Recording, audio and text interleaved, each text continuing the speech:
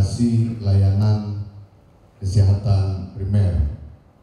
Kita ketahui ini satu dari 6 layanan dasar. Peluncuran ILP ini merupakan langkah nyata dari pemerintah Kota Banda Aceh dalam mewujudkan masyarakat yang sehat. Kita semua tahu bahwa kesehatan merupakan hak dasar setiap manusia, sehingga kesehatan menjadi kunci bagi produktivitas, kesejahteraan, dan kemajuan suatu bangsa. Bismillahirrahmanirrahim.